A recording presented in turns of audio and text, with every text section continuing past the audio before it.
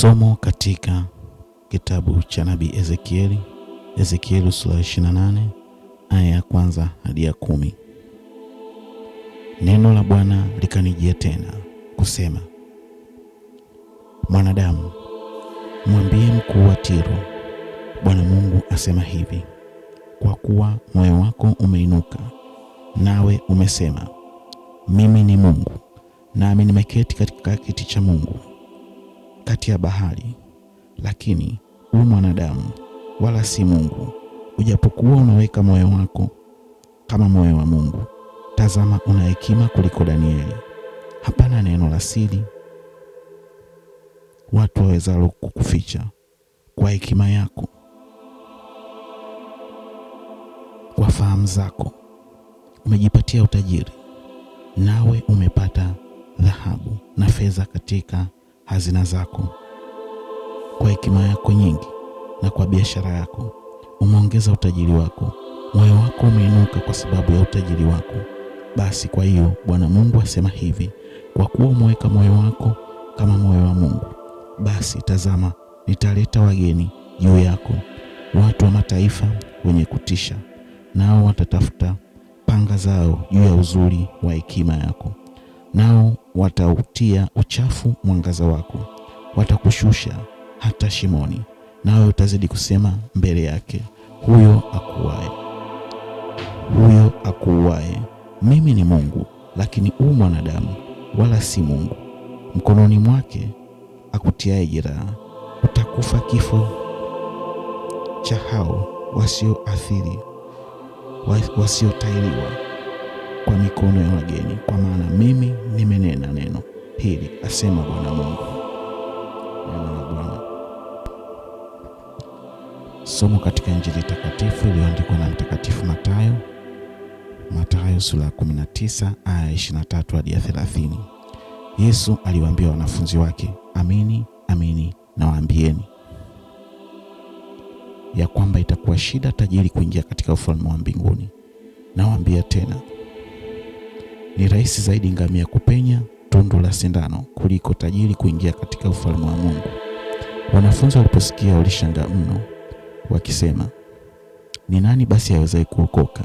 Yesu akawakazia macho akawaambia, kwa wanadamu hilo haliwezekani, bali kwa Mungu yote yawezekana. Ndipo Petro akajibu akamwambia, tazama, sisi tumeacha vyote tukakufuata, tutapata nini basi? Yesu akawaambia, amini nawaambia ya kwamba ninyi mlionifuata mimi, katika ulimwengu mpya atakapoketi Mwana wa Adamu katika kiti cha utukufu wake, ninyi nanyi mtaketi katika viti 12, mkiwahukumu kabila 12 za Israeli. Na kila mtu aliyeacha nyumba au ndugu wa kiume au wa kike au baba au mama au watoto au mashamba kwa ajili ya jina langu atapokea mara 100 na kuurithi uzima wa milele. Lakini wengi walio wa kwanza watakuwa wa mwisho, na walio wa mwisho watakuwa wa kwanza. Neno la Mungu. Sifa kwake Kristo. Wapendwa wa taifa la Mungu, tumsifu Yesu Kristo. Karibuni katika tafakari ya neno la Mungu la siku ya leo, ikiwa ni siku ya Jumanne ya tarehe 18 Agosti.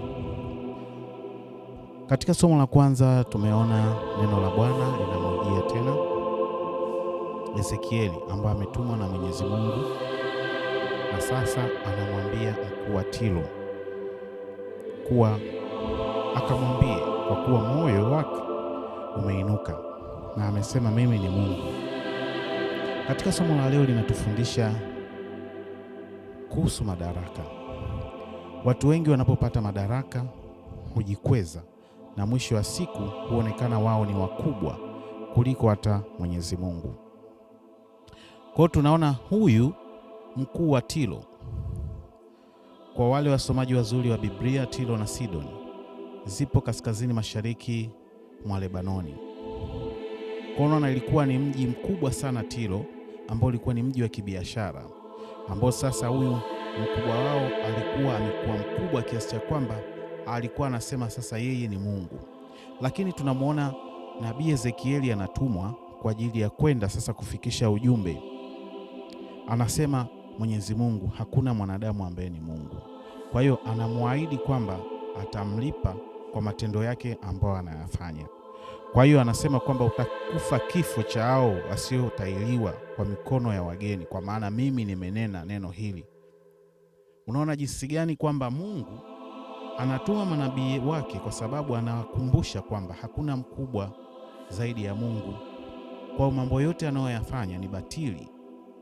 Kwa hiyo wakati mwingine katika maisha yetu tunajisahau kutokana na maisha yetu, na hasa pale tunapopata madaraka makubwa tunajisahau kabisa na kumweka Mwenyezi Mungu pembeni. Jinsi ilivyokuwa kwa kipindi hicho, kwamba Tiro ilikuwa ni mji mkubwa. Kwa hiyo huyu mfalme, kiongozi huyu, alijiona kwamba yeye ni mkubwa mpaka akaanza kujiita yeye ni Mungu. Kwa hiyo anasema neno la siri watu wawezalo kuficha, kwa hekima yako na kwa fahamu zako umejipatia utajiri, nawe umepata dhahabu na fedha katika hazina zako kwa hekima yako nyingi, na kwa biashara yako umeongeza utajiri wako, moyo wako umeinuka kwa sababu ya utajiri wako. Basi kwa hiyo Bwana Mungu asema hivi, kwa kuwa umeweka moyo wako kama moyo wa Mungu, basi tazama, nitaleta wageni juu yako. Hapo ndipo siri ya Israeli na Lebanoni ndio unapoipata hapo. Kwa hiyo ni mambo ambayo yalitabiriwa tangu kipindi hicho, kwamba siku moja Lebanoni itakuja kuanguka, na itaanguka kwa wageni kabisa, ambao hawa wataonekana ni watu ambao dhaifu sana, lakini watainuliwa na mwisho wa siku watakuja sasa waje wakutoe wewe. Kwa hiyo wakati mwingine tusishabikie vitu ambavyo hatuvijui. Ukisoma maandiko kila kitu kimetabiriwa. Kwa hiyo tunaiona leo Lebanoni haipo kama zamani, mji ambao Mwenyezi Mungu pia aliuchagua, lakini hao walimwasi Mwenyezi Mungu, na mwisho wa siku wanaenda kupotea kutokana na matendo yao ambayo yalikuwa ni mabaya ya kumwasi Mwenyezi Mungu. Katika maisha yetu tusijisahau pale tunapopata madaraka makubwa na pale tunapopata vyeo vikubwa, hata vyeo vya kati tu, tusimsahau Mwenyezi Mungu. Inawezekana ukawa na cheo cha kawaida kabisa, lakini ukasahau kwamba Mwenyezi Mungu ndo aliyokuweka hapo. Usisahau, kwa sababu dunia ya leo tunaona mengi. Watu wengi wanajiita leo ni Mungu kwa sababu ya mambo ambayo wako nayo, kwa sababu ya mali, utajiri na fedha alizonazo, wanajisahau na kujiita ni miungu.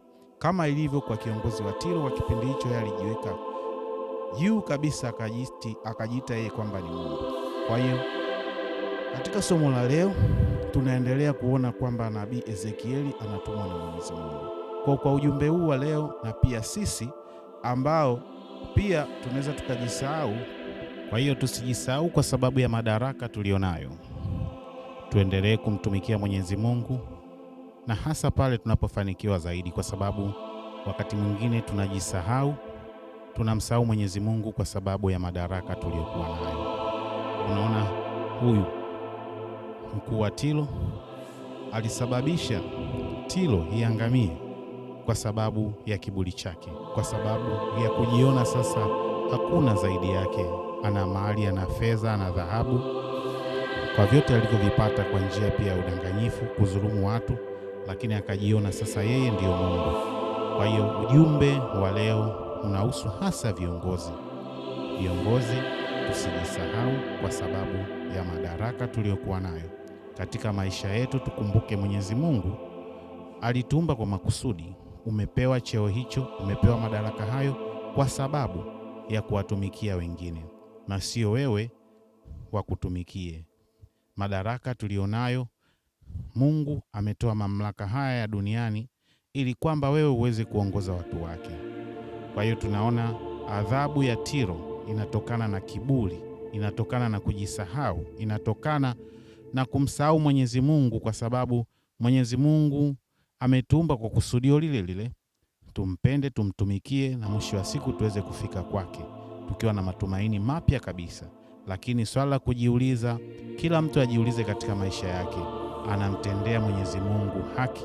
Anamtendea Mwenyezi Mungu mambo mazuri ambayo yanatakiwa pia hata Mwenyezi Mungu akiyaona anasema kweli, huyu nimemleta kwa kusudio langu, na mwisho wa siku anayatekeleza. Lakini katika somo la Injili ambao tunaona limetoka katika Mathayo sura ya 19, tunaona Yesu anawaambia wanafunzi wake, amini nawaambia kwamba itakuwa shida tajiri kuingia katika ufalme wa mbingu. Ni somo ambao pia nimetolea jana neno kidogo kuhusiana na hili. Katika somo hili tunaona Yesu anasisitiza juu ya matajiri. Kwa tunaona somo la kwanza linaendana kabisa na somo la pili, kwa sababu tunaona Yesu anatolea mfano huu kwa sababu walio matajiri wengi hujisahau na wengi hupata kwa njia ya dhuluma mali zao. Na wakati mwingine kujisahau ndo huko unajikweza, unajiita kwamba wewe ni Mungu. Kwa tunaona kwamba Yesu anasema kuliko tajiri kuingia katika ufalme wa Mungu, ni rahisi sana kuangamia, kupenya katika tundu la sindano. Ni msemo ambao ni mgumu kabisa kuutafakari, lakini unaona kwa Mungu inawezekana. Lakini tunaona wanafunzi wanasikia, wanashangaa mno, wakisema ni nani basi awezaye kuokoka? Yesu akawakazia macho kuambia kwa mwanadamu hilo haliwezekani, bali kwa Mungu yote yawezekana. Ndipo Petro akajibu akamwambia, tazama, sisi tumeacha yote tukakufuata, tutapata nini basi? Yesu akamwambia, amini nawaambia kwamba ninyi mlionifuata mimi, katika ulimwengu mpya atakapoketi mwana wa Adamu katika kiti cha utukufu, nanyi mtaketi katika viti 12 mkiwa hukumu kabila 12. Nyie mlioacha ulimwengu huo na kuja ulimwengu mpya. Tukumbuke ulimwengu wa zamani ni ulimwengu ambao una mali, una kila kitu katika maisha yako, lakini kasoro neno la Mungu kulipata ni kazi. Kwa hawa wameona waachane na ulimwengu huo na mwisho wa siku wafate neno la Mungu. Kwa anaona kwamba bora wao walioacha, kwa sababu anasema wataketi mwana wa Adamu katika kiti cha utukufu, nao mtaketi katika viti 12 mkiwa hukumu kabila 12. Kwa tukumbuke hawa walipata nafasi ya kuwa karibu na utukufu wa Mungu, kuona utukufu wa Mungu karibu. Waliacha mali, waliacha fedha, waliacha familia zao, na mwisho wa siku wakaambatana na Yesu. Je, sisi tujiulize, tumeacha vyote hivyo na tuko tayari kuacha mambo yote hayo kwa ajili ya kumfuata Yesu Kristo? Najua ni ngumu, lakini kwa Mungu inawezekana. Kaa utafakari, ni mambo mangapi ambao wewe ni kilema kwako yanakusababisha usiweze kuwa karibu na Mungu? Ni mambo mangapi ambao unayafanya kabisa ukigundua kabisa kwamba haya yananiweka mbali na Mwenyezi Mungu? Nafasi ipo ya kuweza kuacha mambo yako yote na mwisho wa siku ukaambatana na Yesu Kristo, ukawa nawe siku moja karibu na Yesu Kristo. Katika matamanio yetu yote katika tunapoishi hapa duniani ni kwamba siku moja na sisi twende tuone utukufu wa Mungu, lakini yatupasa kusugua magoti kweli, kusali kweli, kukesha kweli, ili tuweze kupata haya mambo yote. Lakini katika kumbukumbu ya jana niliongelea kuhusu kugawana mali zako na wale wasiojiweza. Wakati mwingine mali zisababishie sisi tuwe mbali na Mwenyezi Mungu. Neno la Mungu linaendelea kusisitiza tugawane mali, tuache mali tukawasaidie yatima, tusaidie wasiojiweza, kwa sababu mali zinatusababisha sisi tujisahau na mwisho wa siku kutuweka mbali na Mwenyezi Mungu. Tuendelee kumwomba Mungu, tuendelee kusali, tuendelee kutoa sadaka, tuendelee kutoa fungu la 10, tuendelee kutoa zaka kwa ajili ya kusaidia watu wengine. Basi hapo ulipo, naomba ubonyeze neno subscribe, alafu ubonyeze alama ya kengele ili uwe wa kwanza kupata yale yote ambayo yanakuwa yanawekwa ili kuimarisha imani yetu. Tumsifu Yesu Kristo. Usikose kusubscribe katika akaunti hii ya YouTube ili uwe wa kwanza kupata yale yote ambayo kila siku nikiwa nikiyazungumza na kuyaweka.